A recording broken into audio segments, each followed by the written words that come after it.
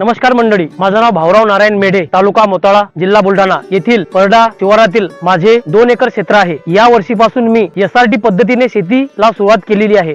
कृषी सहाय्यक श्री ठाकरे साहेब यांच्या सल्ल्याने आणि चंद्रशेखर दादा भडसावडे यांच्या प्रेरणेने मी एसआरटी शेती चालू केलेली आहे। एसआरटी केल्यामुळे मला अनेक फायदे झालेले आहेत। सर्वात प्रथम मला बियाणे खूप कमी लागले। 2 एकरामध्ये फक्त 28 किलो सोयाबीनचे बी लागले। चालू वर्षामध्ये जूनच्या 2-3 आठवड्यामध्ये आमच्याकडे भरपूर पाऊस झाला आणि त्या पावसामुळे माझ्या शेतामध्ये कुठेच नुकसान झालेलं नाही। जे अतिरिक्त पाणी पडलेलं होतं ते या सरी मधून नाल्यामध्ये वाहून गेलेलं आहे आणि बेड वरती पीक असल्यामुळे एकदम ताजेतवाने आणि हिरवेगार सोयाबीनचे पीक आपल्याला इथे पाहायला मिळत आहे। भविष्यामध्ये मी सर्वांना आवाहन करीन की एसआरटी पद्धतीने सर्वांनी शेती केली पाहिजे। याचे अनेक फायदे आहेत। जर जमिनीची हलवाहलव केली नाही तर या शेतीमधील जे काही सूक्ष्म जीव मित्रकिडी असतात त्यांचे जे घर असतात ते तिथे शाबूत राहतील, गांडुळांची संख्या वाढेल आणि त्यामुळे जमीन सुपीक होईल। तसेच या जमिनीचा ऑर्गॅनिक कार्बन वाढण्यास सुरुवात झालेली आहे। बरेच फायदे आहेत। बेड सिस्टीम यामुळे फायदा असा होतो